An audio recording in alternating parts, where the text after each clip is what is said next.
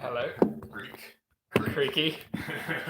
Spring. Shudder. Sprong. Hello. Let's see if we do this. Yeah. Let me mute my life. If you can grab the link. Yeah. And chuck that on a post that I put up on TKB Facebook page a couple hours back.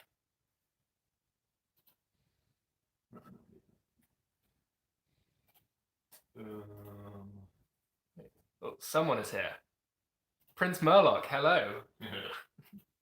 It's not me. It's not just Alec that's found the stream. Alec's just gonna grab a link and do a little share.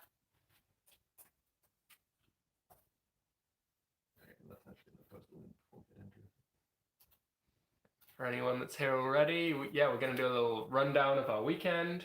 We were away at YCS London. Got to meet a load of cool people. Some of you guys that watch the channel, it was good to see you. Played some games. Some of us played more games than others. Yep. But yeah, had a fun time. Seb, I think, is still in London. Yep, he's enjoying his extended weekends. Yeah, he was going to hang around there a little longer, but we're both back in work today, so back in Bristol and here for the stream tonight. You know how we kick these things off? I do. Do I have a card? I do if you don't, but it's whatever you want. I don't have a card. Okay, yeah, you can guess. Okay. Is it a monster card? It is a monster card. It is main deck monster card. It's not a main deck monster card. Ooh. Is it white or black? It is white or black. It doesn't matter if it's white or black. So. Is it Synchro Shoken?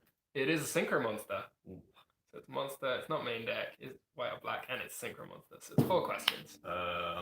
Level 7 or higher. It is level 7 or higher. 5 questions. Level 7. No, it is not level 7.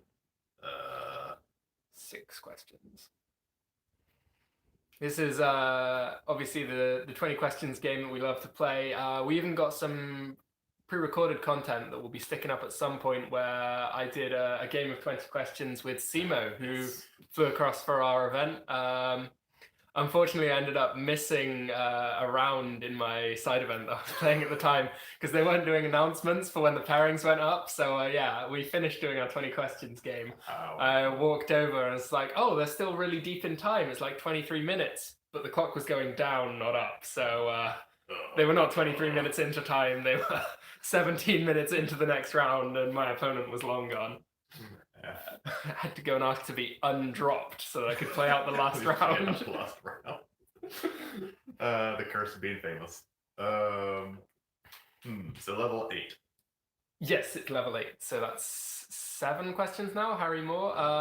We'll go on to how we did in the event. We're just doing our little entry game whilst we're waiting for a few more people to trickle in.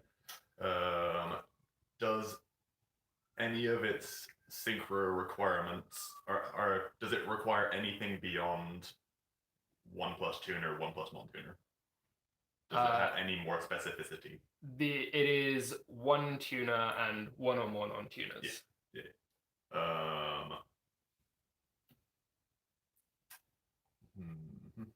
So you still got 12 questions. You know that you're on a generic requirement synchro. Does it have any effect which destroys any opponent's cards? Yes. Okay. Does it have any effects which negates the activation or effect of opponent's cards? Yes. 10 questions remaining. Is it a dark monster? No. 9 questions remaining. I felt like we were 50-50 darks or not darks. Yeah, that's fair. That basically rules out if it's a dragon as well.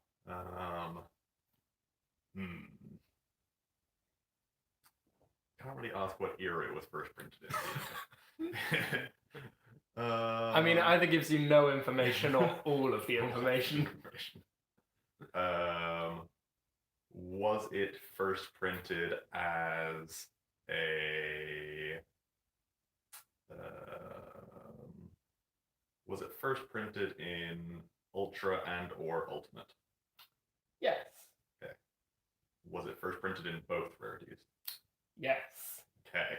Okay. So I think you've got 7 questions left at this point. I'm getting somewhere. So, Thought Ruler Archfiend comes to mind. No, that's dark. Ultimate rare, level 8 synchros that negate and destroy.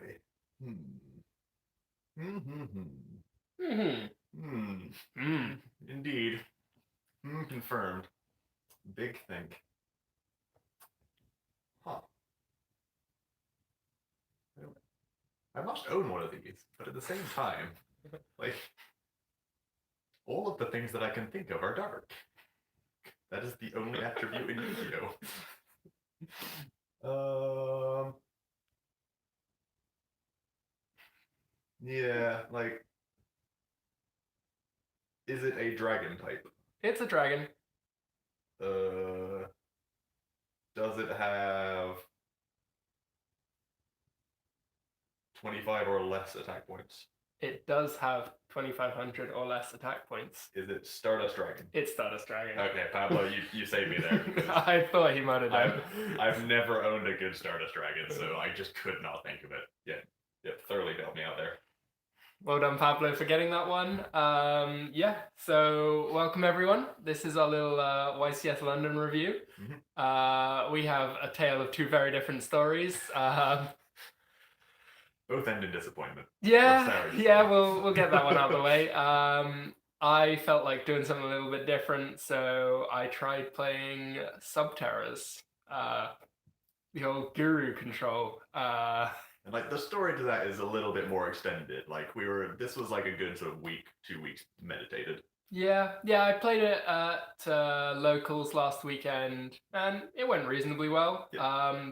But obviously, locals isn't necessarily the barometer for a YCS. Yeah. You can quickly rule things out at a local tournament, but you can't guarantee that they will still stand up. Yeah. When you get to a bigger event. Yeah, you usually can decide whether your deck does something fundamentally good enough to be a real contender, but then deciding whether it's actually good within a format or within, for an event. That's hard to tell. So like a significant part of the justification for why I went down that route was that I didn't like how every deck that I thought of lost to something in the meta. So every time I was like, oh, maybe I'll play that, I was like, but it loses to Colossus, or but it loses to Nibiru, or it loses to Lancia, and there's always so many cards in Super Poly. Yeah. There's a long list of cards that just hose all of the current format. In such an open format, and so many things get played, it's so easy to get yourself caught up with trying to not lose to every card. And I did so much trying to not lose that I forgot to do enough winning. Yeah, it ended in a very short event. I dropped after round 3, having won 0 die rolls and 1 match. Yeah, you win some, you lose some. Alec, you had a bit of a better time. I had a slightly better time, yeah. So, as Tom says, leading up to this event, we actually did some like real testing for this event, which is basically unheard of in the TKB camp. So we actually had like a good range of different attempts at making good decks. And we kind of went full circle on trying to play control decks, trying to find what the best control deck was for the same reason that Tom said, not to lose to Phantasme, Nibiru, Super Poly, etc., etc. And then kind of cycled around to Luna Orchest again, which one of the Irish guys in our team was testing at the time, or was piecing together. And we eventually heard Jesse Cotton did well at the UDS with. And then, looking at the stats from Yu-Gi-Oh! Scope, Pure Orchest seemed to be doing very, very well. So we tried out Pure Orchest versus Luna Orchest. And eventually I just came to the conclusion that Pure Orchest was just the best deck. Not for any particular sort of particular reason. I just felt like it was fundamentally the strongest deck, and if it did its thing, it would crush everything else. So I played just vanilla Pure Orchest. I played 6 Dangers, 3 Ash, and a boatload of Orchest cards. Triple Alert, Triple Return. I just wanted to to play or gift cards. Yeah, that's about it.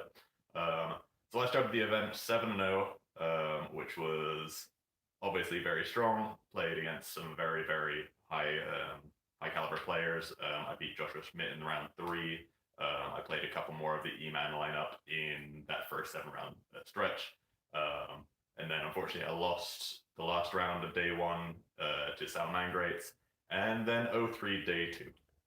So went from the heights The dizzying highs to the perilous lows. Close to the sun. Yeah, I mean, the deck was very strong. As I say, we actually did some real testing for the event, so I was going into it very happy with my deck choice, and I felt like it was a very correct call, both for the format, for the event, and for myself, as the sort of 3 important things to keep in mind when you're deciding on a deck. I felt my build was good, but I just got a combination of bad matchups and very unlucky in the last 4 rounds, and variance did not go my way. So yeah, that was a sometimes that is how it is. So yeah, that was a bit of a shame, but no, what can you do? Yeah, I think bringing us on a little bit to some of the other stuff that we were planning to go over a bit. The 7-4, as much as it is like a bit of a disappointment, it's got nothing on those 18 people that went 9-2 and still didn't make top cut. Yeah, so for people who haven't seen any of the standings or didn't watch any of the coverage, the X2 bracket after the 11 rounds of Swiss went down to 50th place. Yes. So there were, I believe, 12 people on XO or X1 and 38 people all on X2. Yes, yeah. Which is a lot of players. Stretching from 13th to 50th place. Yeah. So it was an almost 50-50 split where 20 of those players obviously had good tiebreakers and made it into the single elimination stage of the tournament. Mm-hmm. And 18 of them, 18 players who had won 9 of their 11 rounds, still didn't make got sent home with nothing. Yeah. And that's pretty heavy. Like, that's pretty disappointing. If you look at a YCS event and look at the current prize structure, mm-hmm. if you don't finish, particularly in Europe, in the top 0.5%, maybe? Yeah. So yeah, we saw 1,800 players at the event. So it was just shy of 1,900 in the end, 1,880, something in that back. Yeah. So 1% of that is 20 players. Yep. Okay, so yeah, just over 1% of people will get into that top cut. Mm-hmm. But if you're not in that 1.5%, regardless of where you finished, you get walk away nothing. With nothing. Which is pretty heavy, particularly when I think it was one of your opponents, Andreas Kohler. Yep. He had a real hard time of it. I saw his route through the event. He won his first 3 rounds. Yep. Round 4 lost to Raphael Nevin. Lost to world's competitor from this summer, Raf Nevin. Mm-hmm. He then proceeds to win 6 in a row to end up at the end of round 10 on 9-1, loses his last round, and finishes 42nd. Yeah, not like 33rd, not 35th, but 42nd. Yeah, it just is pretty crazy how brutal the tiebreakers get when you're playing through an event that's so close to that cutoff for being a 12-round and top 64 event. Yeah. But not quite making it. So there are even more players in contention for that still same small number of top cut positions. I know that we've been talking a bit today with some of our local guys about how we feel about it. And it really seems to me like there are a couple of significant problems there.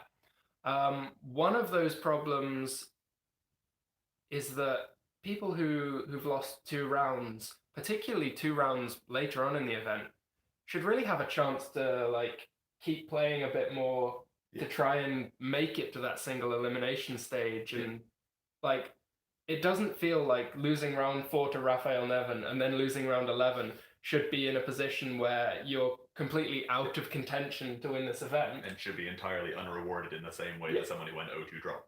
Yeah. And also that with the size of events that we're getting, we should really be seeing some more prizes. Yeah, Like, for sure. not necessarily more prizes at the top of the event, but rewarding more of the players who've Yeah. come along.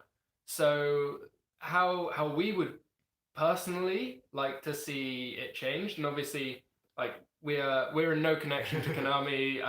As completely independent Yeah. just tournament players. And looking at how other card games do it, I think that a 15-round Swiss system with an 8-man single elimination afterwards Yeah. would give a much better opportunity for all players to play through some more rounds. We were looking at some online calculators. Even for more than 2,000 players, if you play 15 rounds of Swiss, anyone who's only lost 2 or fewer rounds is guaranteed to make it into the top 8 after 15 full rounds. Yeah. But I'd like to see that combined with a prize structure that tiers down from sort of the top 8 prizes that we have right now. I think are really good. With everyone gets a Switch and a branded case. Yeah, exactly. I think that if you had a separate tier of prizing for the top 16, 32, 64, and 128, which is still less than 10% of the people that are entering these events. Yeah. I think that it would just do a lot for giving recognition for the players who've turned up and played really well, because being in the top 7% of a YCS field, of a 2,000 man event, that's a huge achievement. Yeah, that is not something that any person can say that they're like guaranteed to do every single time. Like, yeah. There are a lot of swings in Yu-Gi-Oh, as we know. So if you are reliably like finishing in the top 10% of a room, then feel like you should more power to you. Yeah. And like we know that the way that these tournaments are run is that they don't like to charge any more than £20 or €20, and they aren't happy giving out cash prizes. That's all as decreed, which is fair enough. But I feel like there's more that they could be doing within those limits and without having to spend a huge amount on it. I think some of the ideas that we were tabling earlier was perhaps having promo cards, so a bit like a prize card, but not an exclusive card, just a higher rarity. So ideas that we were talking about earlier is things like Pancratops or Called by the Grave.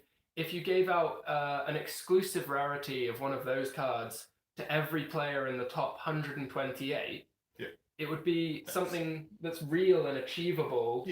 And it won't attract the same level of hype or price as like a current YCS prize card that's only awarded to the people that are the very top finishers. Yeah, and there's only, whatever there is, 50 in circulation before Euros, so like 150 by the end of each season, something like that. Yeah, this would be a card that's like 2 orders of magnitude easier to come by. So if I think I drew out a sort of example of what I would like to see would be like the top 128 get one of this promo card, and then maybe have like a little YCS emblem dice for the top 64. Top 32 still get their playmats. Top 16, I'd like to say maybe get a playset of that same card rather than just one. At the moment, the top 16 get a booster box, which I think is a really silly prize for the top 16 of an event. It's not exclusive in any way. It's just, here is Konami's equivalent of financial value. Yeah, and like to anyone that gets top 16 of a YCS, that booster box has no sentimental value. Every single one of those booster boxes is either opened and the singles get sold, or more often I imagine the booster box itself will just be immediately sold. Yeah, in the same way that judge support, just boxes are boxes at the end of the day. Yeah. They're just financial value in a world where Konami doesn't want to give actual monetary prizes. And I don't know how much it costs to produce a booster box, but I know that I would far rather have a playset of YCS Called by the Grave than a booster box. And I think there's a good chance that 3 copies of a promo card, even though producing a specific card is going to be a very expensive per card production run, it'll still be less than a booster box. And it's still not going to be a significant overhead in the grand scheme of hosting YCSs, Yeah. the streams, the venue renting and all that. Yeah, and you could use the same sort of top 128 prize card for an entire season, at which point over your 4 events you need to produce 1,000 of the cards, and that does the top 128 for all 4 YCSs. And Euros, maybe some nationals, whatever it is. Dice, we already know that they're producing a set of dice. They could add one to that production run, give them out to the top 64. The Dice have proven that players love specific, event-specific memorabilia, and they love everything about Yu-Gi-Oh! And everything around Yu-Gi-Oh! So anything that is branded and or exclusive, players will love. Yeah. So that was just our thoughts from our discussion throughout the day. Is we feel like it would be nice to see more players recognized. It would be nice if we could have that change to have more Swiss to guarantee that anyone who only loses 2 rounds can make that, albeit smaller, single elimination portion of the tournament. And in total, with 15 rounds of Swiss and a top 8 cut, that's still the same number of rounds that you'd have for the larger European YCSs that we see now. So you play 9 rounds of Swiss on the Saturday, 3 rounds on the Sunday morning. 6 rounds of Swiss on the Sunday morning, and then 3 rounds of top cut on the Sunday evening for a total of 9 rounds each day. Yeah, so if you're in the over 2,000 bracket anyway, you don't actually play any more rounds. So the tournament isn't going to be held up by the fact that you're running 15 rounds of Swiss. The tournament is going to run exactly the same length of time, just in a slightly shuffled format. And then the other thing that we were thinking about this is that at the moment, I feel like the last round of Swiss is a bit of a boogeyman. There are a lot more draws at the end of a tournament, and in a game where, again, it's decreed that there will be no intentional draws, that's fine. Sure. You run it how you want. Particularly when you get up to a top 64 tournament, where everyone who finishes 9-2-1, and there can be a lot of players on 9 and 2 going into that last round. Yeah, they should all be guaranteed spots. They would all be guaranteed if they drew their last round, so there is a big incentive for them to want to draw. Now, we know that you're not allowed to collude, but that doesn't necessarily stop players. There is a risk that it will still happen. And it's a huge strain on the judge team having to police so many tables that are all in that position where a draw guarantees both players make the top cut. If you were able to increase the Swiss portion, which leads to a much smaller top cut, you would end up in a position where at the end of the day there's only 1 or 2 tables that would want to draw at the end of the tournament to guarantee that top cut space. And it would be so much easier to just have a judge at those 2 tables. It would be table 1 and 2 in round 15. Not even table 1 and 2. So to put what Tom's saying into perspective, at the moment, in going into a top 64, the last round of Swiss, there will realistically be about 30 tables of players that are on the X2 bracket that would want to draw in an ideal world to guarantee both of them top. That doesn't include the few people that are on X1 record. They don't care, win or lose, they're going to be locked anyway, and the XOs, they also are going to be locked anyway. So there's going to be like 28 to 30 tables of players that are in the bubble scenario where they, by letter of the law, they need to win, but if they happen to draw, then they would both be a lock. In a world where you're going into round 15 of a top 8 event, then suddenly you have like 1 or 2 people on XO, they don't care. You might have a second table where one of the players is X1, one of the players is X2. They need to play it out regardless. There can't be any intentional draws there, or intentional draws. There might be like table 3, 4, and 5 that are in the scenario of wanting to play it out to see who gets to top or wanting to draw. So you're literally getting down to less than 5 tables that actually sort of matter for the context of making top cut. And of those 5 tables, there are very few who would actively want to draw in that situation. Yeah, which means you can actually have 1-to-1 judging ratio for the rounds that specifically matter to the progression of the tournament. Yeah. So. And like, I think that would do a huge amount for actually being able to effectively monitor the games, because there are so many tables right now that some of them must be doing intentional draws. You can't have, like, for people in the chat that have been to nationals or higher level events, realistically, the entire front row of tables, which will be, depending on the venue, 30 to 50 to 80 tables, a good majority of that entire row will be playing for top cut. You can't expect there to be, even a 5-to-1 judged table ratio there. Realistically, there's going to be 2 or 3 judges at best on that entire row, keeping an eye on things. And half of them will be telling the bystanders to, shuffle along and not watch the matches. Half of them will be doing errands or doing actual rulings, normal judge activities. So policing of games will be very stretched and just is very stretched. So it's one of those things where issue of tournament integrity is definitely at a risk given, the current state of play. Yeah, so like that's something that we think would be a nice change to maybe see moving forward for future events. Be great to hear what you guys think about it. Shall we get some games on and then keep having a quick look back and keep it rolling? Cool. Earthquake.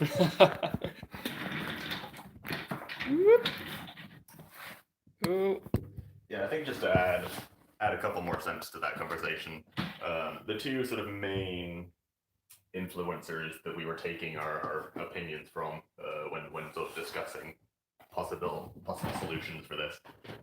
So I play a reasonable amount of poker and watch a lot of poker coverage. Your average tournament structure in poker means that there will be, everyone cashes in, everyone pays their however much it is entry. Some percentage of that entry will be added to the prize pool. So like, let's say you entered a £100 event or $100 event. Something like 90 to 95% of that entry will be added to the prize pool. And then prize pools are very reliably handed out to the top 10% of the field. And like some events it might be 12%, some events it might be 9%, some events might be very generous and be 15% with a much lower min cash. But 10% is a pretty good sort of barometer for the expected outcome as a player. So if you finish in the top percent of the field, you would expect some reward that is greater than your entry. And we mentioned earlier, 32 out of 2,000 players is less than 2%. Less than 2%. So the relative, player numbers or percentage of players that are getting rewarded at events is very, very low amongst any card game, let alone trading card game. Yeah. So that's sort of one of the main influencers. And then obviously tournament structure wise, we're borrowing a lot from Magic. That's how they do it. They definitely operate on a very different structure. This hand is clunky. Let us. No, no matter. I'm just gonna start with Snake. Okay. Let's just spin the wheel. Clunk. Alrighty. Okay. I'm gonna have to spin some more wheels here. Jackalope. Dos. Okay. Let's see. We getting anywhere yet? No. Alrighty. Maybe now we try and see. Uno, dos. Okay. So maybe. Are you playing Curious? No. Okay, yeah, that's not ideal. We technically got there. I mean, tribute summon. Wow. Yeah. Okay. Power play. Where's my? That's one way to assert dominance. Yep. Yeah, for people watching this, no, I do not play Curious. This is pure Orcus and only plays the 6 good dangers and just happen to draw a lot of them and 2 return and no Orcus cards. And happen to discard both the returns on the cycle that drew me the Orcus card. So, you know, here it is. Alrighty, Nightmare. Yeah, that's okay. Okay. We avoided the Ash. This is all good. And Harp. And we'll ash that one. Okay, let's cry out. So I chose to hold the ash for the harp there because harp's going to be a really good draw for you in a devolved game state. Yeah. So I want to get those good draws out the deck. Yep, for sure. Then I will use Galatea as a No, threat. you won't. Okay, I understand. Then I'll pass turn to you. Actually, no, I'll make Niger Suit. Sure, That's a much yeah. more sensible idea. I can get behind that. Draw one per turn, and then we'll have a pot of extravagance. So, yeah, we haven't had a lot of time since we got back. We're both just on the same decks that we were playing for London. Gonna see if I can have a little more luck today. Yeah. I'm gonna ask you. Oh, wow. You're on nothing. I am on Zilch. I'm going to set 2 cards, pass to you. Ooh, not activate a danger afterwards. Okay. Alright, I will draw turn. And I will turn to 10. Yep. And I will attack you. And I will crack down. Turn. Sure. Let's take this one and put it in a zone that can't be pointed to by Galatea. Galatea gets this one, so Longus who can't get this one? Correct. Cool. Go ahead. Okay. I mean, my dingus who can't attack. Yeah. I'm gonna set card and pass it back. Nailed it. Okay, that was one of the good rolls. Yeah, not the worst. Okay. And this is also definitely going to resolve. I'm going to use the effect. Yeah. Yes. Take it, boys. And then I'm going to use my harp. Yep. Okay. Wheels are spinning. Okay. I'm going to still try and make Galatea. Success. Oh, baby. The chew has chugged its last chew. Mm-hmm. And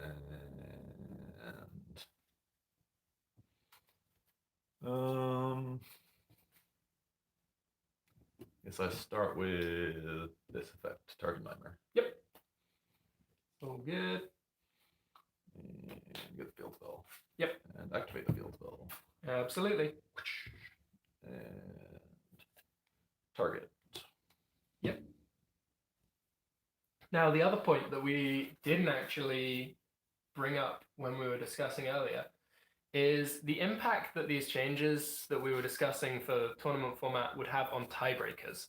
Sure. Yep. At the moment, you get a little bit of craziness going on in the tiebreaker department where, particularly if you play against a really strong opponent who you'd expect to give you very strong tiebreakers, if you beat them and they get knocked down to the X3 bracket or even the X2 bracket early on, they're just out. Like, they're going to drop, they're going to play some side events, try and make the money back on the weekend by getting some side event prizes.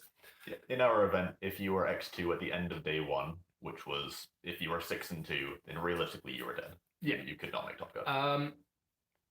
Giving those strong players a reason to play on for longer in the tournament and realize more of their like expected win rate is a much better representation of how the tournament would have played out and how the tiebreakers should fairly represent the difficulty that you had in winning. Yeah, I've got no response to that attack. Drops me to 62. And then still battle phase, second Galatea. Yep. Yeah. I'm going to check your grave here. Okay. There's not a lot of Orcus going on, so I think I'll suit the poly. Okay. Let's have Did walk into that one, to be fair. a Starving Venom Fusion Dragon. Ruh-roh. Yeah, go ahead. to punch. Okay, And set. I get that. And pass.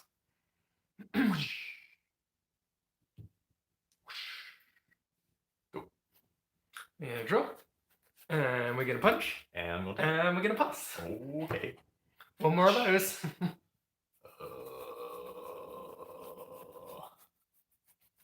mean, you gotta play the cards you're given. So I will Monster Reborn. Yeah. Galatea. Yeah, the summon of Galatea is quite alright. In response. Okay. Fantastical Dragon Phantasme. That is fine. Let's see if we can get maybe an engine card, possibly. No. I'm gonna take that one.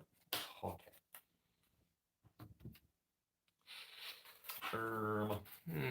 Have a little think here.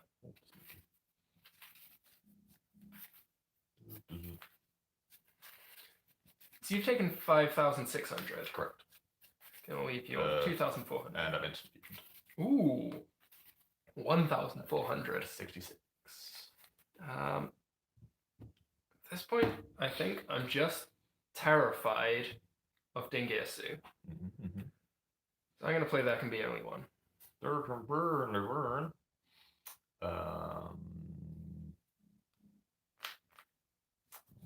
pretty good. Sure, I will chain. No response to the chain Galatea.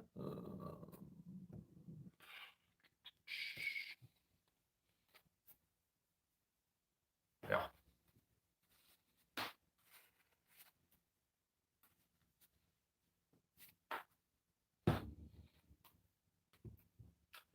And I'm gonna need to draw some cards.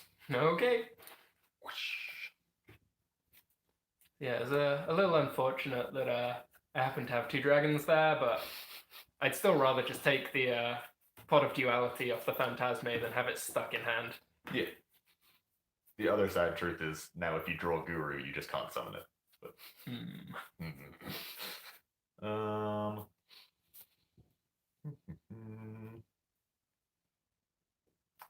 let's try. Yeah, let's try this guy. Right down the middle.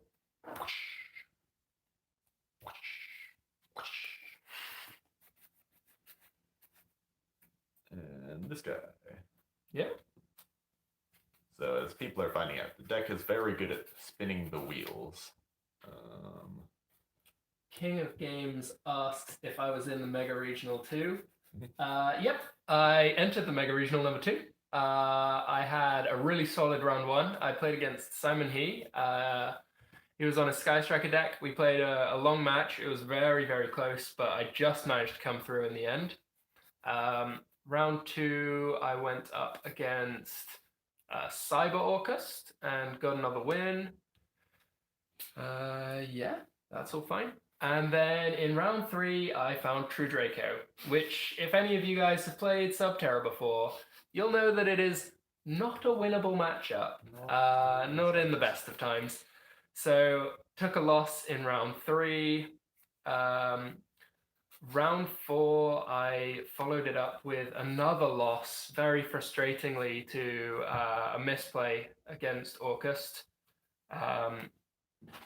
I activated Crackdown on a Galatea during my opponent's turn, having a Lancia in my hand at the time, and I should have immediately chained the Lancia to my own Crackdown because of the face-up There Can Be Only One.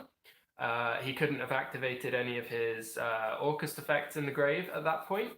But with Babel already being face-up on his side of the field, as soon as the Crackdown resolved, my Lancia was going to be completely ineffective because he could just chain all of his Orcusts. Yep. So I cost myself a much better finish in the event by making that misplay. And then in round 5, I played against Simo at the YouTuber area, doing 20 questions as a little pre-recorded segment, and completely missed my match. So I ended up coming back to finish off 3-3 after round 6, getting my 4 prize wall tickets. Feel like I could have done a little bit better there, but I still had some fun.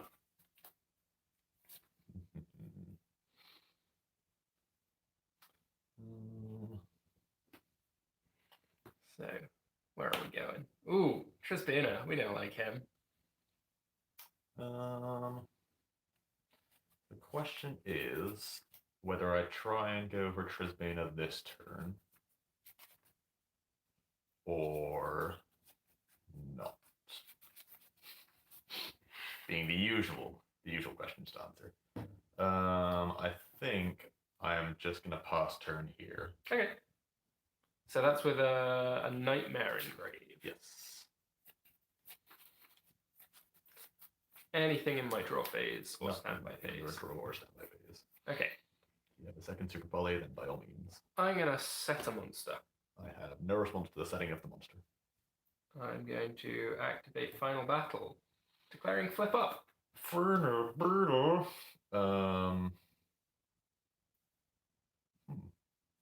Yeah, I mean, can't do a lot about that.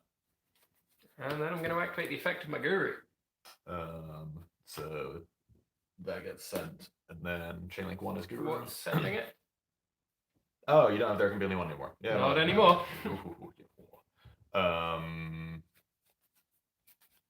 Yes, this is all fine.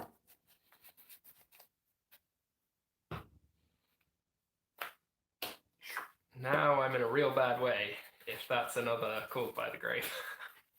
Huh.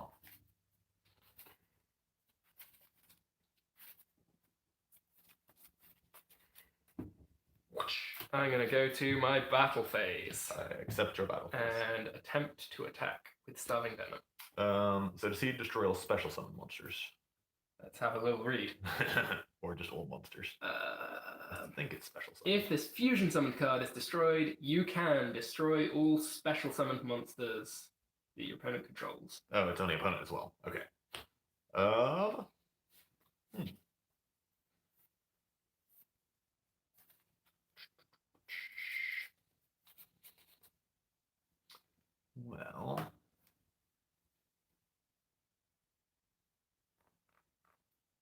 Burp.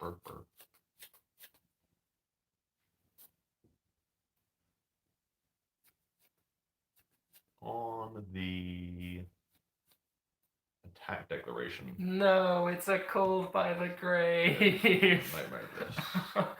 So yeah, I'm feeling like the only reason that you'd activate that at this point is so that you can use pieces of interaction that could still be played at this point. I'm going to have a little think about the implications. I'm assuming at this point that it's got to be Called by the Grave. But I might still want to force it out. Mm-hmm. If I choose to do nothing here, you summon something, banish all the back rows. This guy's getting destroyed. That will at least pop the Trisbana.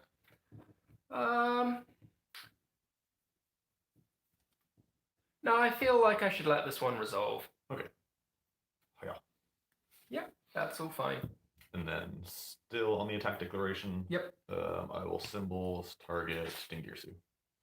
Yes. All right. And then Chainlink 1, Chainlink 2 to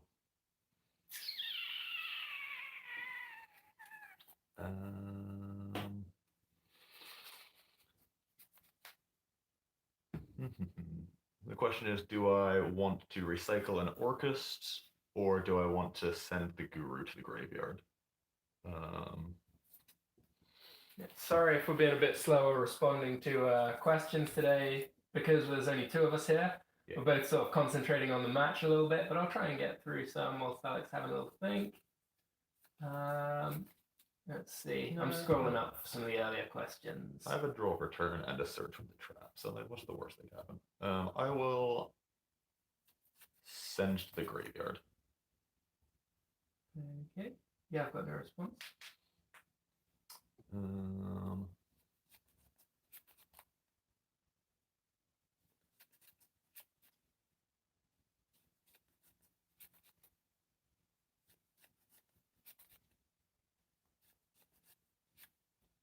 Okay, there's no other questions today. Yeah, I'll send to the graveyard. Yes, that is the only correct answer, I believe. Yep, and then that, and then Trisbane banishes the old things. Yep.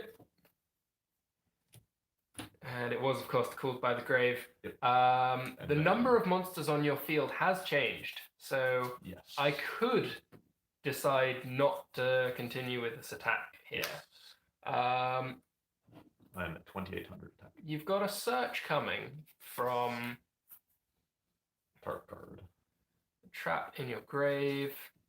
I have normal summoned this time. Correct. I have no other works in there. Or none of the relevant Sure. works. So you would at this point be locked into Orcus. Well, locked into Dark Machines. No, you haven't used this effect this turn, so you can Correct.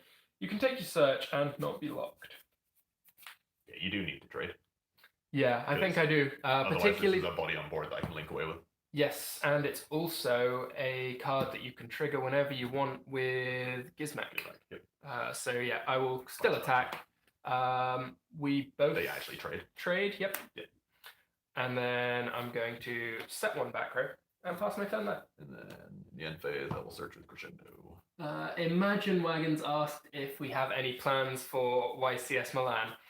Yes and no. Yes, we are planning to attend. No, we are not organized.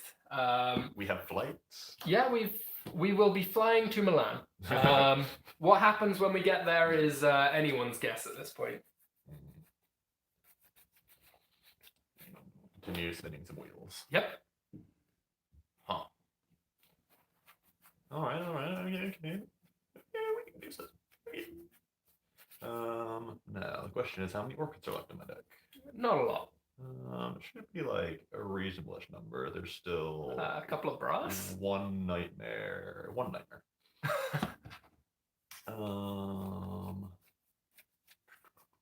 That's all that there needs to be fair. Sure. Okay, there goes the snake. Well, Normal summon brass. Was that your search from the crescendo? Okay, so knowing that there's a harp in your hand, yeah, I'm going to play this at some point. Yeah. I'm just wondering whether it's correct to take the brass or to wait and take the harp. Sure. Because if I take the harp, you end on just the Linkuribo. Yeah. Doesn't have the 1900 defense, but it does take away your card for next turn. So yeah, there's no reason for me to try and interrupt this early on. Sure. Makes sense. Do that. Linkuribo's fine. Do that. Then at this point, I'm going to play the Crackdown and take the harp. Yep. And I pause turn to that. Drawing one. And I think this is going to be a game 2. Yeah, sure. Okay. Yeah, we've got everything now. And I can even summon the Fiendess, flip down the harp to get back my Guru, and Hidden City to flip up the Guru and just be trucking along. I have a top deck next turn if you have any other top deck that isn't City, to try and either clear the Call by the Grave or draw more life plays. But you have to have a top deck that attacks over. No, you don't even have a top deck, I think. Even if I drew no card there, I just summon the Fiendess, book the harp, and get a face-up Guru. Fiendess attacks the Linkuribo. I thought Fiendess booked itself. It books a face-up monster I control. Okay, yeah, then sure. Yeah, let's see that. So I can attack the Linkuribo, get that off the board, and I have the quick play Book of Moon from the Guru, or the negation from the Fiendess for whichever card you draw. Yeah. Let's have a look at some side decks here.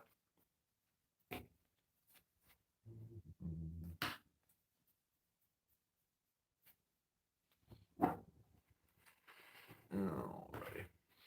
So, how did you feel about your list coming away from the YCS? Like, I know that obviously the first rounds went well for you. Was that matchups or was that just how the games went? Um, so yeah, I believe that the losses in the later rounds were purely the deck just failing. I had a good few unplayable hands in the last few rounds. I played against Andreas from Team Jim, who is a super sweet guy. We had a lot of fun. We had about a half-hour deck check to just sort of burn time and had a lot of fun during it. And yeah, game 3 in that match, my first 6 draws were triple instant fusion, double nightmare, Gizmek. Ooh, And that's not a winning combination right there. yeah, and then at least once in all of the other matches of day 2, I drew either stone unplayable or just one play with like a whole bunch of Orcust in hand, and the one play gets ashed or impermanence, and I'm just passing turn. So like I was on the bad side of variance. I feel like the deck was very, very strong. Okay. The inclusion of IP Masquerena really did completely change how the Orcus deck works, and make your opening plays from good advantage plays to actually just unbeatable boards for a lot of decks.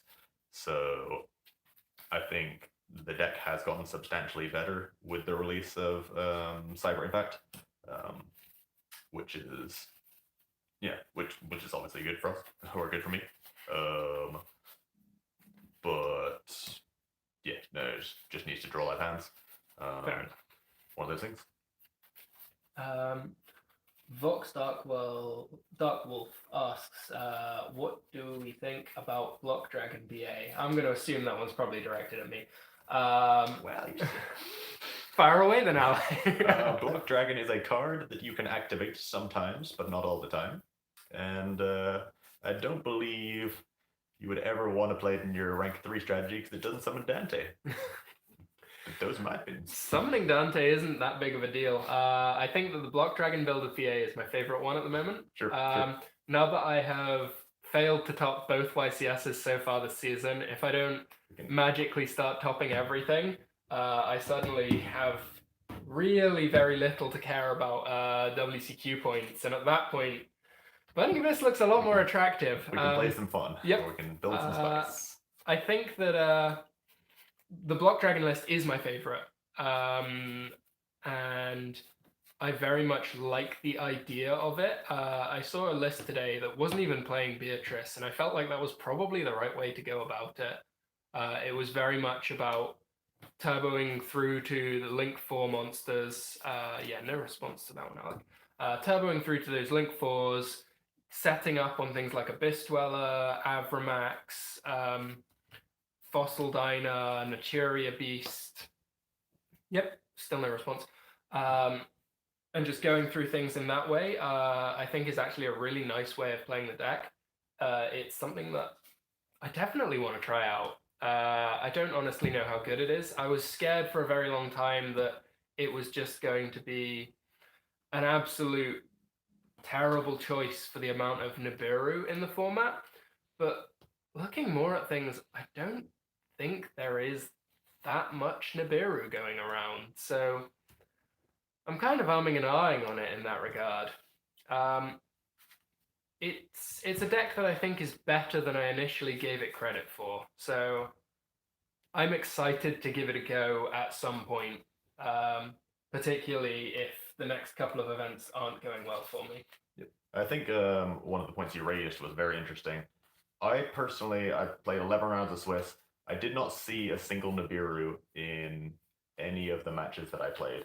And I do not believe the majority of my opponents, if not all of my opponents, were playing any copies anywhere in their 55. I don't think Nibiru was a popular card at YCS London, just at all, full stop kind of thing. Phantasme definitely saw a lot of play.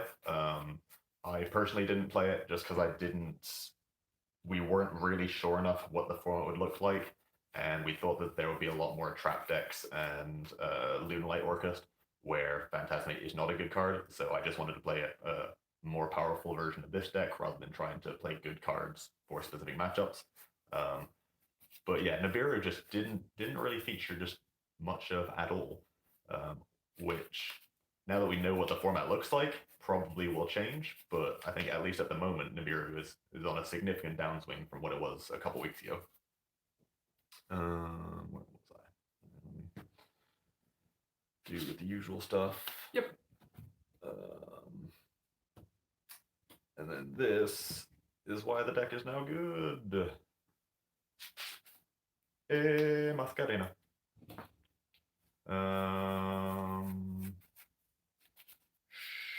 Sure.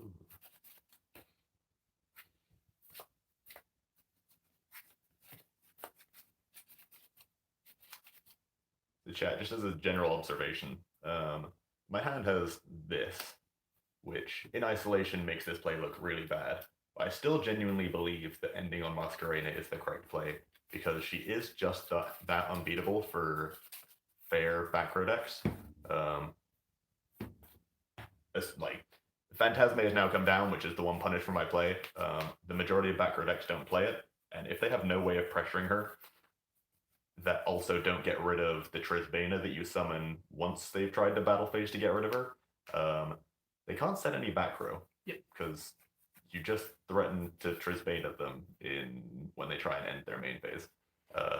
So there are just a reasonable number of like hands that trap decks have that just strictly cannot beat Mascarena. And then even if this doesn't work out and she gets like Kaiju'd or super polyed or whatever, then I can fall back on this plan. So the reason that I chose to hold the Phantasme there is that I knew that it would kind of invalidate the strategy that I expected you to go for with the Mascarena. And I wanted to not reveal to you that I had it on the summon of the Galatea. Yep. And then the converse argument is Phantasme is much worse at drawing into Lancia or Ash or whatever. But once I'd already gone to the Galatea, then those aren't really cards you need to draw into. So I'll pause turn here, and then I'll start my turn with Nightmare, target my Mascarena. Targeting your own card. Yeah, not a lot I can do about that. Ooh, smoky. I'll send the symbols and pass priority over to you. Okay.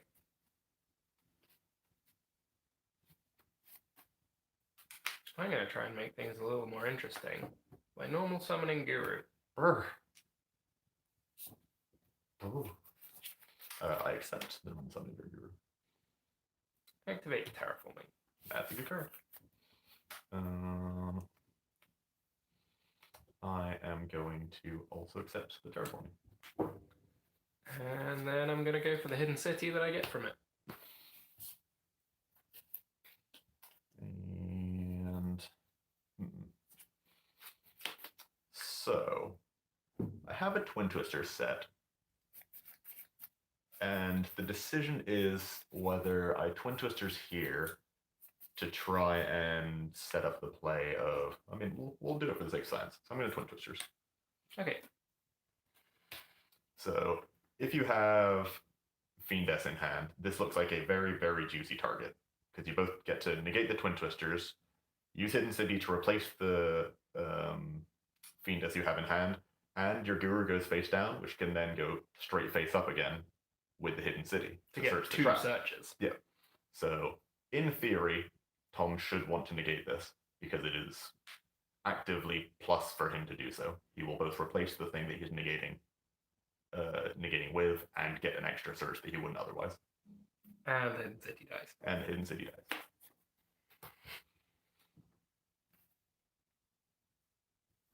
But the play I was trying to set up was there's a open game state, or there's a quick effect chain where Guru is face down and I get to do as much shenanigans as I want.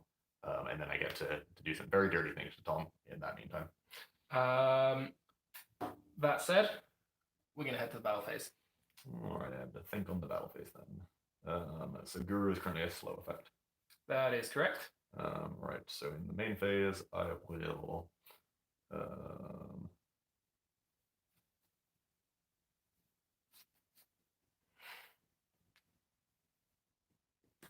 activate Harpar. What else is left behind? Still symbols thing. Okay. Yeah, I don't think I have anything to respond to that one with.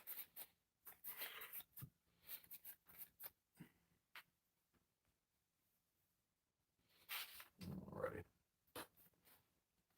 And then on a new chain, I will activate IP Masquerade now.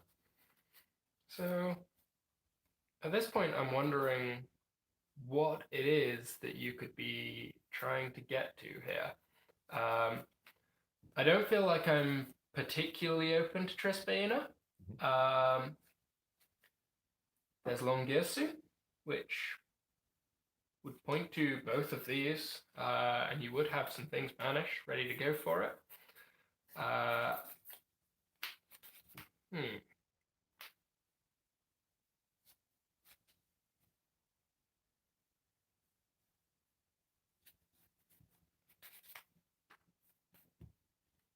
I think I'm going to allow that resolve. The Masquerade, so you have no response to I Masquerade. have no response.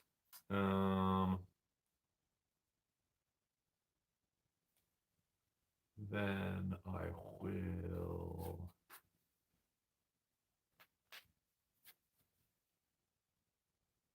Huh. And I guess I'll let it resolve.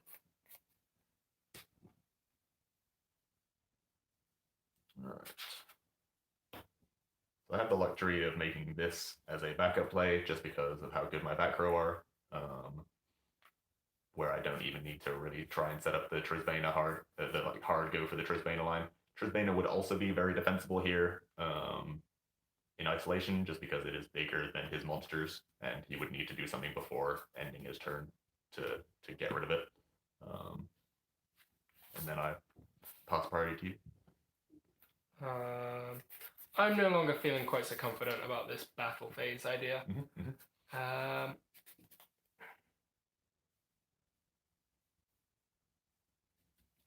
think I would like to set a back row card and end my main phase. All right, so let's go to the end phase then. Yep.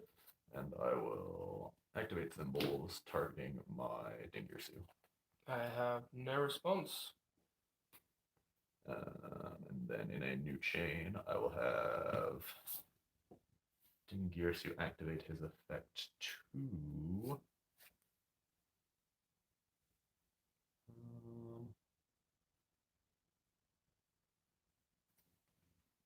Let's send to the graveyard.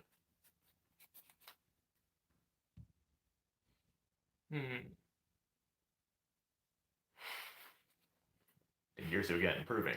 Very good card. Yeah, we have that. Repeatable, non-targeting removal. Doesn't destroy. Good. I think I put you in a tough spot if I super poly hit. That's spooky. Well, I mean, you're not responding to it. Yep, that is punish.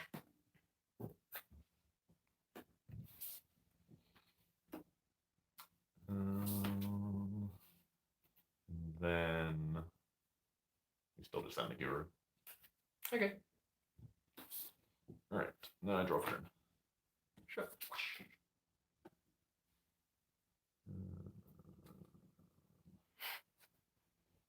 Let's do Nightmare. Target this. Negate with Phantasmic? Yep. And toss you. Draw one. And then just go battle phase, I think. Yep. Smash for 24. Sure. Smash E28. Okay. And swing it back to you. Well, I have bricked off here. Yeah. That's a nothing. That's a lot of nothing. So, yeah, I did have the Fiendess when you played the Twin Twisters. Yep. But I didn't feel like it was correct to go for because I knew that you had so much going on between the Masquerena and your graveyard setup that I would rather allow the Hidden City to die and possibly also represent not having a Fiendess in my hand that might make you misplay into the setup that I had available to me. Sure. yeah, the main reason why I didn't go for just like the normal setup, Galatea plus Dingirsu, try and Eradicator in Droll phase is Super Poly. Yeah. I would have needed, if I wanted to guarantee it resolve, then I would have needed to end on just Dingirsu and give up a lot of my value for the following turn. Yes. Which like is definitely a line, but when you're sitting on as good cards as I had, I felt like that wasn't a line that I needed to take. And Tom just happened to both have the Super Poly and have live plays without needing Hidden City to resolve, and was able to navigate through my board very well. So, yeah, I feel like my play was a high percentage play, and just didn't work out. Should we do another game? And if so, what game are we doing? Are we going back to a game one or? May as well do game one. Okay, let's side some out. Recent boy. So my side going second for this matchup is 3 each of Lancia and Dimension Shifter. Yep, and I am on the full set of Twin Twisters, the 2 Eradicators, and I was only main decking 1 Crescendo, okay. Which is I like that. Something that Tom handed me in the deck box that he handed me, and makes a lot of sense. I feel like with the inclusion of IP Masquerena, your end boards turn 1 are much less reliant on having Crescendo plus Field Spell. You actually just have a lot of interaction just from your monsters, and a lot of your end boards just don't end on Galatea. Just like that opening field was equivalent to it was just Armageddon Knight on its own, and that end board does not have a live Crescendo. You need to have either any extender or any Orcus card in hand for that to end on a Crescendo, a live Crescendo with a link monster. So I felt like you could afford to just main 1, side in the second one for everything going first. Just when you know you're going first, you get to side out some of the hand traps and make your deck a bit more threat dense. Lord Pavlenko asks, what are our choices for sleeves? I think I'm in black player's choice at the moment. I'll go for pretty much whatever's there. If there's, I don't tend to go for anything that's more than like €5 a pack. I feel like once you get beyond that point, you're just paying to flex, and every sleeve is the same. I know some people really dislike Ultra Pros. For me, like, I'd generally be happy going with something a little bit higher up, but I don't hate them. I wouldn't go for anything that's more bargain basement than an Ultra Pro sleeve, though. Yeah. Ultra Pro, Ultimate Guard, they're all fine. Yeah, that one's fine.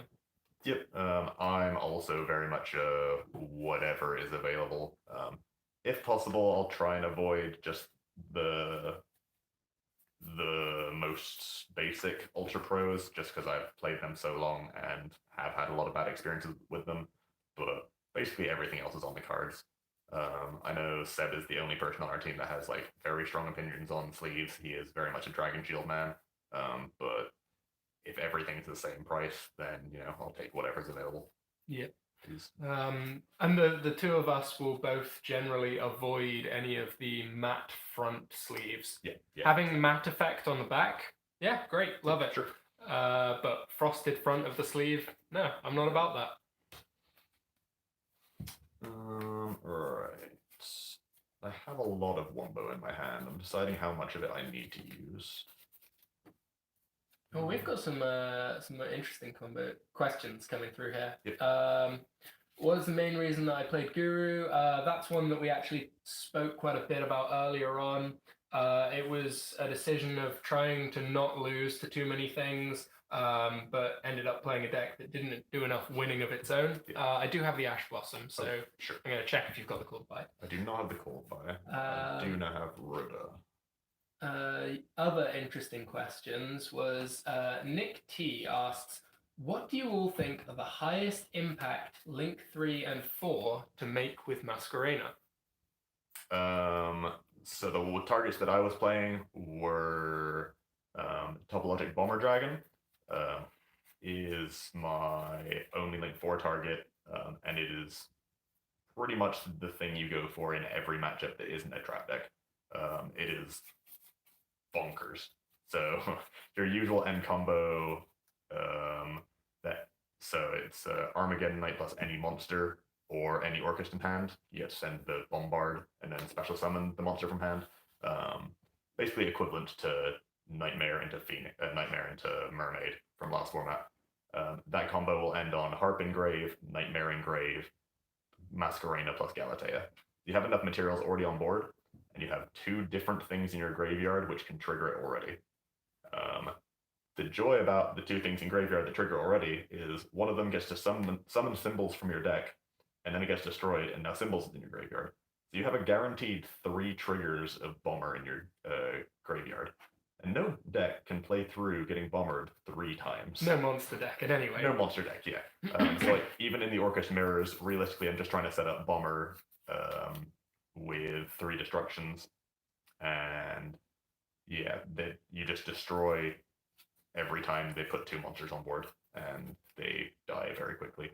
It doesn't matter how many times they've recurred advantage or how many Orchest effects they've used. Is you can destroy all of their things.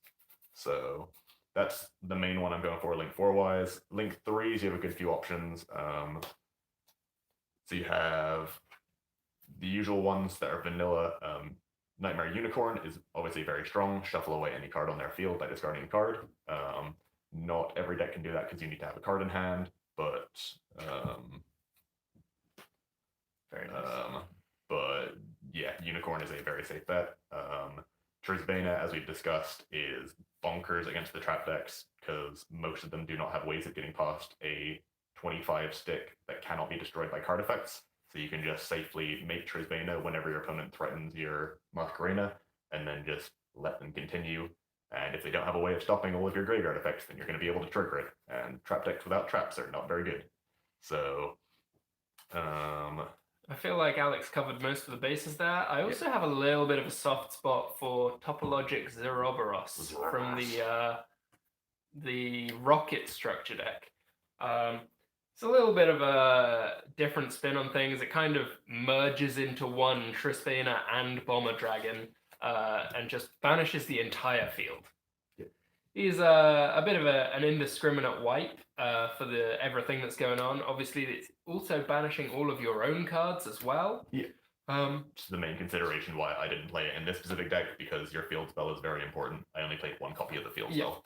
And so Bomber, when you need Bomber, is much better than Zeroboros. But if you end up playing against a match where wiping both their monsters and their back row is just a guaranteed win, Zeroboros can do that and just seal the game instantly. And Zeroboros does have a lot of plus points against Salamangreat specifically, because they do have ways of extending when their monsters are destroyed because of Gazelle, and protecting against the first destruction with Phalanx. So they are quite...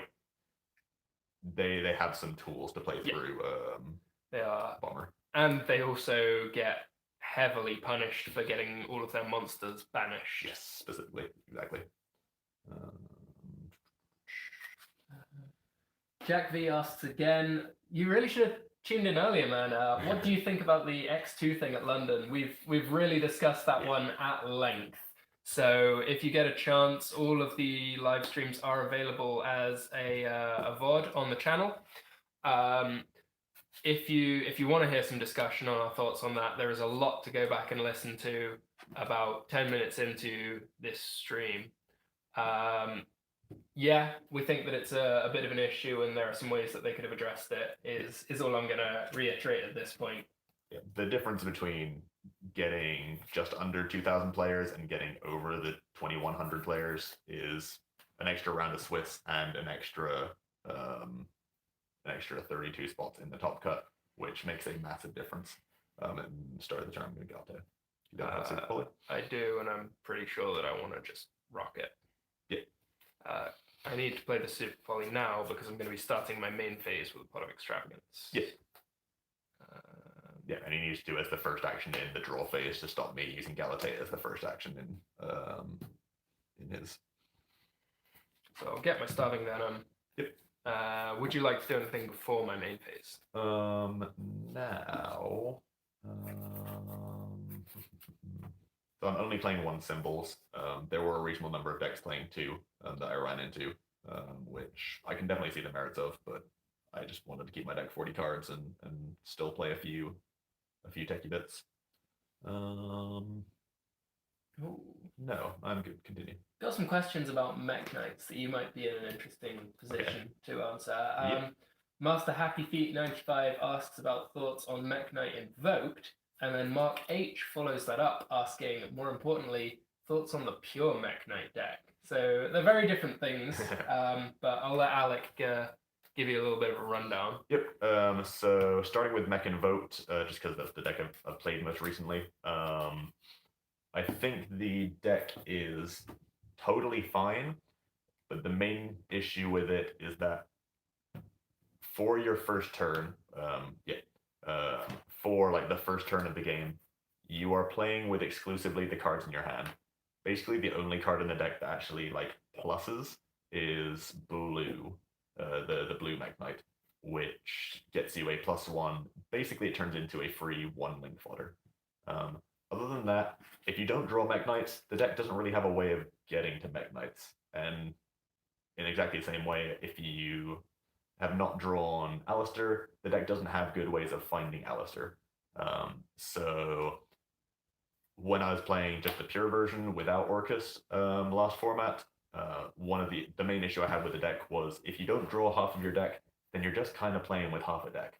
And an invoked deck is not good enough to win most matches, and a Mech Knight deck without all of the good like Mech Knight support to make it pure Mech Knights is also not good enough to win many matches. So that was my main issue, just consistency of like reliably finding both halves of the puzzle. I have a slightly different route that I'm going to take here. Okay. Because I think it might be a bit interesting. I'm going to normal summon the Guru and make these two. Okay. And then I'm going to use the effect on the Starving Venom.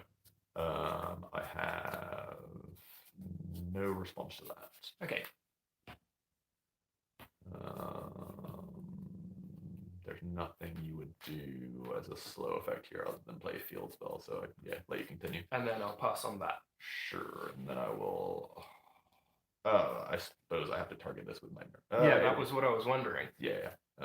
So you ash this, is what you're saying. I am going to ash the heart. Okay, and that's the punish. Sure. Then I will drop turn.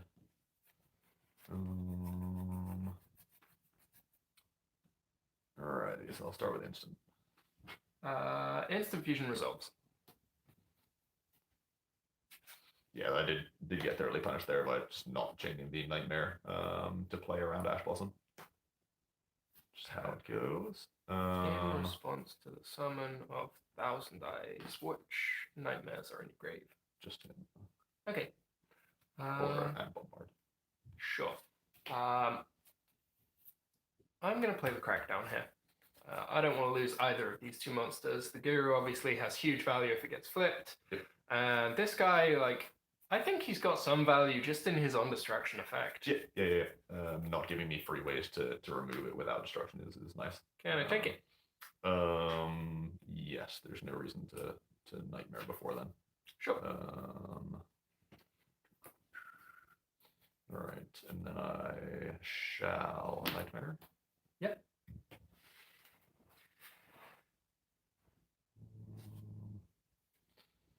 Wand.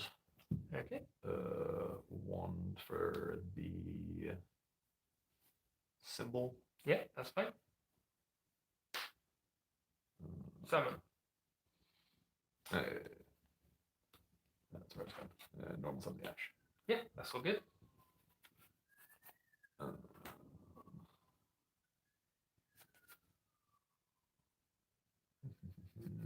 So like this seems innocuous, but it does block me from getting to this with Long Years, which is annoying. So it just has to be Galatea. Galatea's okay. Start with Galatea effect. Yep, no response.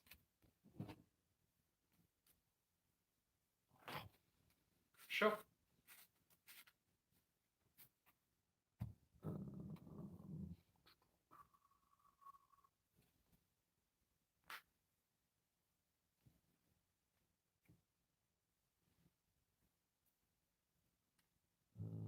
believe the order matters particularly much.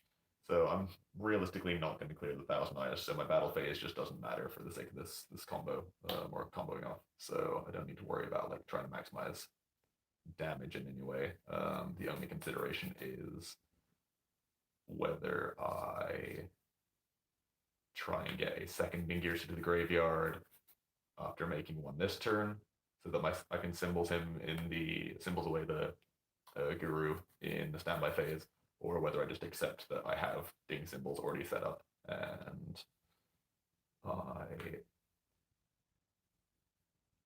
would just make long. Yeah, so I can just do this. Yep. Effective equip. Okay. And all this really achieves is upgrading my Galatea to a long Girsu. Which will eventually be useful for getting rid of this. That's okay. And if you'd like to at this point, you can put some more Orcus back into your deck. No, having the first few banished is usually useful. Okay. I don't have the extra instant fusion yet, so there's not terribly much incentive to try and keep the last two live. Okay. No, that gets sent. I keep thinking shuffle. Yeah, and I'll just end there. And I draw one for turn. Yeah, and then I have nothing to activate in priority. And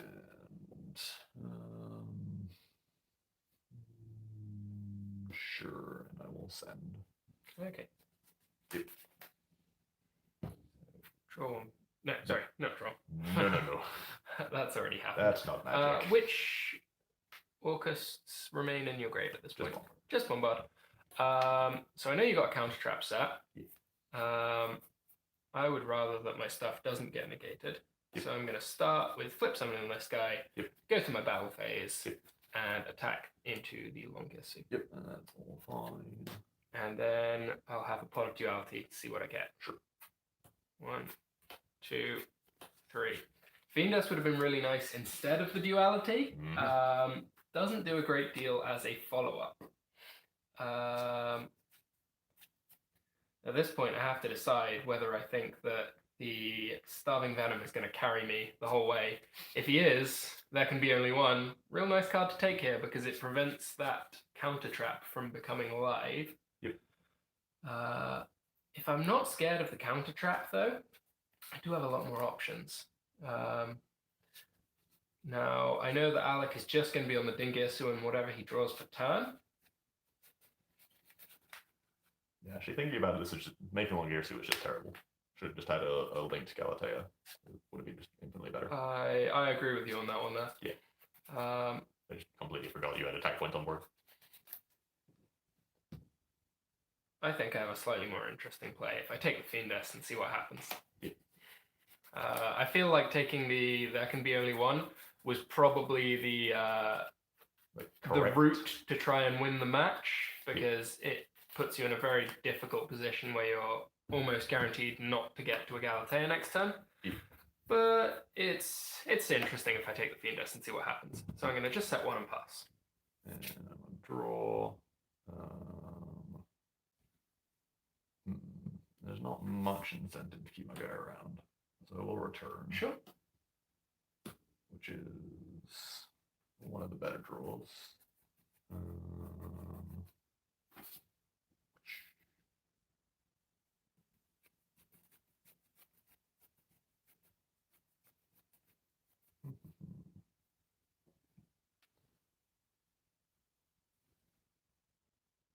I haven't taken much damage. So. No, not at all. I think you've only taken the 300 from Starving Venom. No, you took a 28 the turn before. Yeah, that's there was nothing on the first attack. Yep. I'm not overly concerned with dying. JK4856 asks how was 1000 Dice Restrict cleared. It was summoned by instant fusion. Yep. I will pass. Ooh, I think I've missed a question along the way as well. Oh, I also haven't discussed Pure Mech. Yep. Pure Mech is a very interesting deck. I still don't 100% understand its sort of primary win condition because it seems like it's Mech Knights, so realistically it's a deck that has to go second. But I don't believe pure Mech Knights have very good ways of actually killing people in one turn. So you're trying to break through boards using pure brute force and attack points, while at the same time,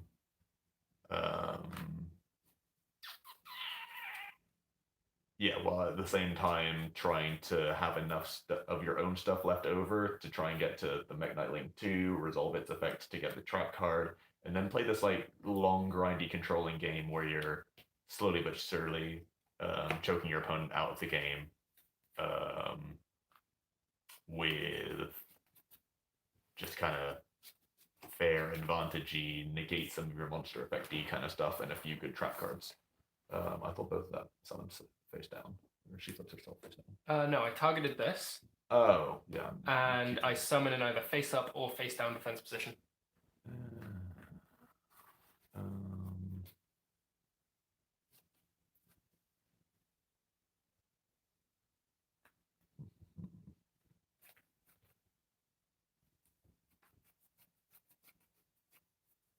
Okay, well, that wasn't miscalculation then.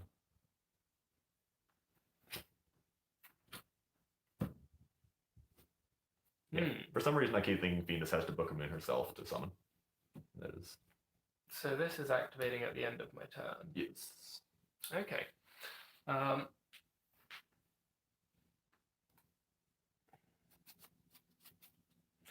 would really like to keep the Fiendus on board if I can.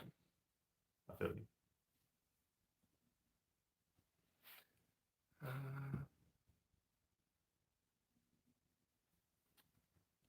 Yeah, so I'm not convinced Mech Knight is inherently powerful enough, and has too much of a sort of conflicting game plan to be a reliably winning deck. But it definitely has a lot of stuff going on for it, and in a fairer format, I can definitely see it doing well. Nick T asks a few questions back, we skipped over unfortunately. Do you think that Sky Strikers winning London was a product of the newness of the format, or is it just like really good? I think Sky Striker is doing well at the moment, mainly because it is built to beat Orcus at the moment. And if you draw the good stuff against Orcus, then you will reliably crush it. Just because there could be only one as a good card, and draw having 4 Upstart Goblins, card a Demise, and Engage in your deck to find it is also pretty good. And then the Striker cards still kind of do Striker things. I don't think Striker in a vacuum is a particularly powerful deck. I haven't thought so for a couple formats now, with the loss of Multi-Roll first and now Widow Anchor. But as a part of the format, I think it is well placed to do well if you draw either good Striker hands against the fair decks or anti-Orcus cards against the Orcus stuff. And, if you draw both in the same matchup, then you're laughing. So on the activation of your Bombard there, I feel like the only thing that you'd activate that for is a Nightmare in hand. And I really want to negate that because if you can't get it out of your hand, there's not a lot you can do here. Yep, sure. And now I'll draw for turn.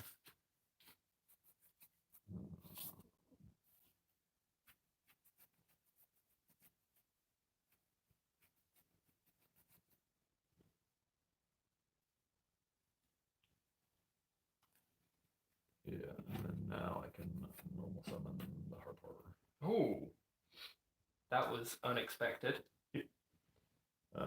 So the idea with end phase Bombard is to put the fear of just having 2 things that can attack over the Fiendus, so you can't just Book of Moon, like my only threat being Gizmek.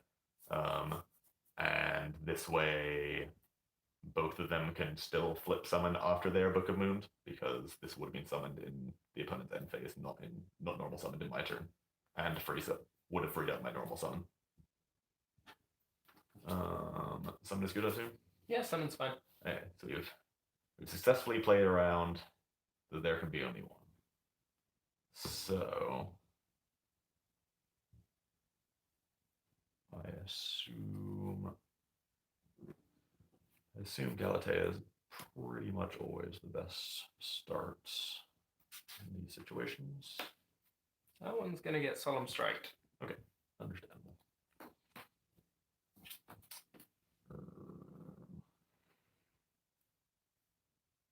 And that puts all 3 Galatea in your grave? Yes. Okay, that was what I was hoping for. 3 Galatea in the grave and Symbols banished puts you in a difficult position for getting back in. Duels. I was hoping that that strike can just completely invalidate the crescendo that we know has been set on the board for a while now.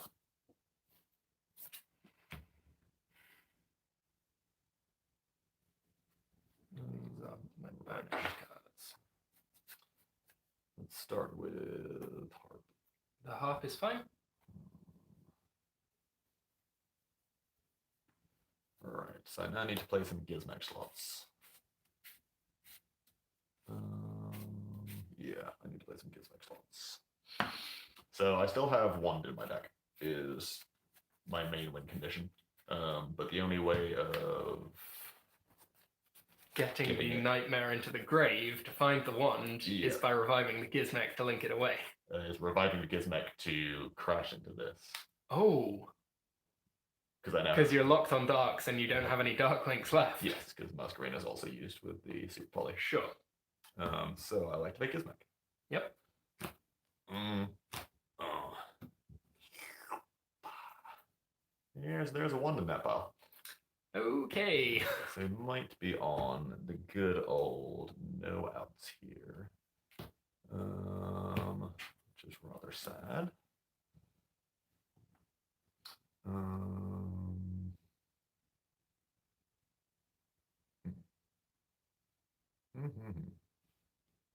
Yeah, continues to get punished for that earlier play of just making the 1 super no reason.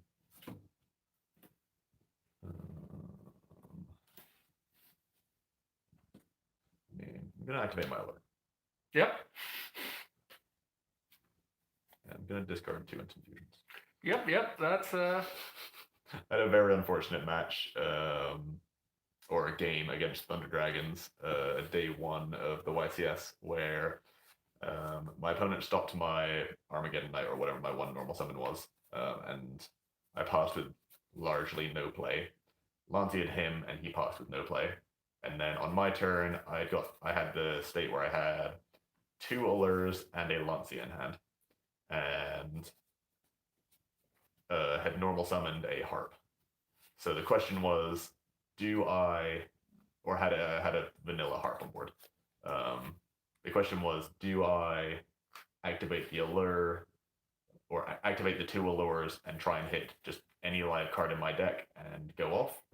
Or do I play the mega conservative, just pass turn, Lancia again, draw for turn, and then if I still need to, play the 2 Allures?